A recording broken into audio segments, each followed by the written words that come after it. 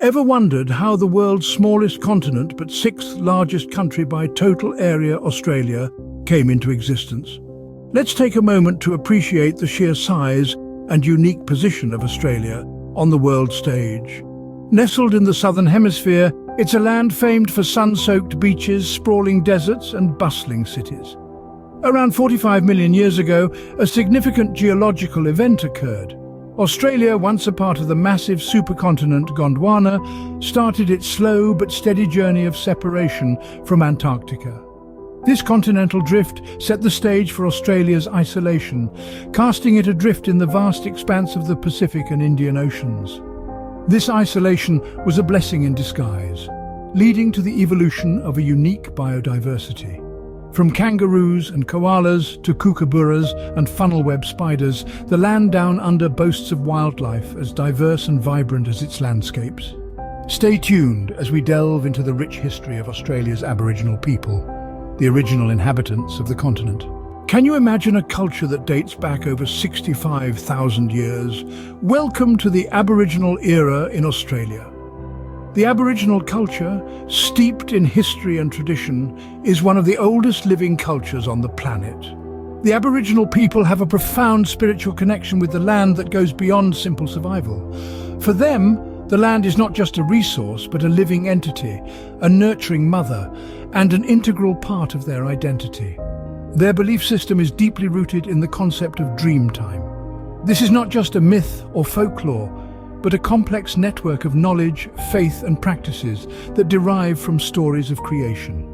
Dreamtime stories explain the origins of the universe, the workings of nature and humanity, and the moral and ethical codes for living. But it wasn't just spirituality that defined the Aboriginal era. They were survivors, thriving in diverse environments, from the scorching deserts to the coastal regions. They developed unique strategies to survive, like controlled burning of vegetation to manage land and resources.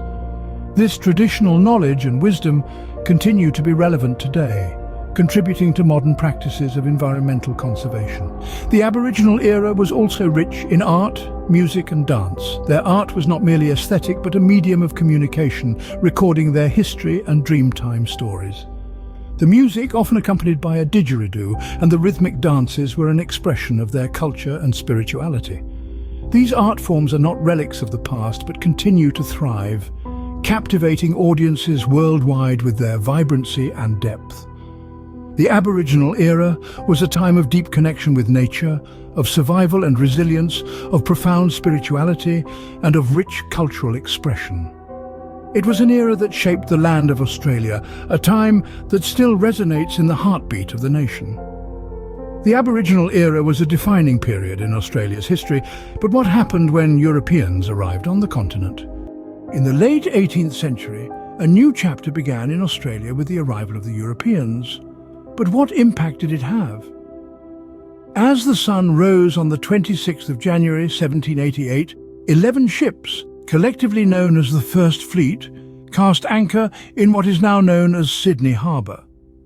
Led by Captain Arthur Phillip, this fleet represented the first European settlement in Australia, marking the end of an era and the beginning of another. The establishment of European colonies, however, was far from peaceful. The arrival of the Europeans had profound effects on the Aboriginal communities who had been living on the continent for tens of thousands of years. Their lands were taken and their populations were decimated by diseases brought by the Europeans. The culture and way of life that the Aboriginal people had known for millennia were disrupted, and the repercussions of this are still felt today. But this was just the beginning of the transformation. In the mid-19th century, whispers of gold found in New South Wales and Victoria reached the ears of thousands across the globe. This sparked a gold rush that led to a significant increase in Australia's population.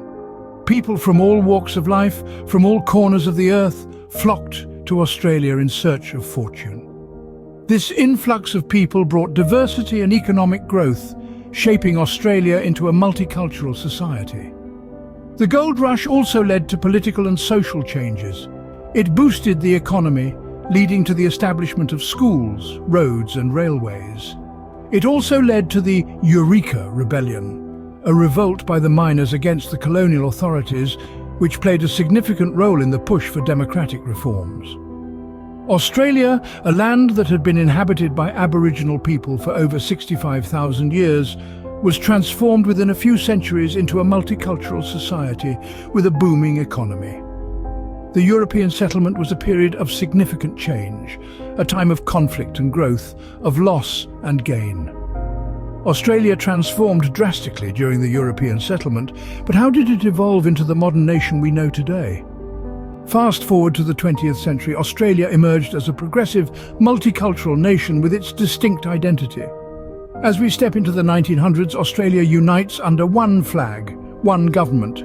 The year is 1901 and the 6 British colonies federate, giving birth to the Commonwealth of Australia.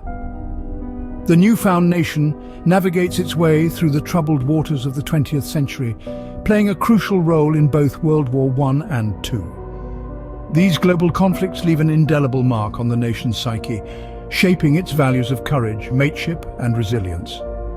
In the aftermath of the wars, Australia opens its doors to the world. The post-war immigration sees an influx of people from Europe, Asia and the Middle East.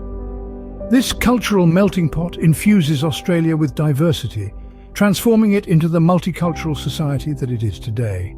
It's a place where you can find a Greek cafe next to a Vietnamese bakery, where the sound of different languages fills the air, and where every face tells a different story. But Australia isn't just a cultural powerhouse, it's an economic force to reckon with. Blessed with abundant natural resources like coal, iron ore and gold, it has one of the most robust economies in the world.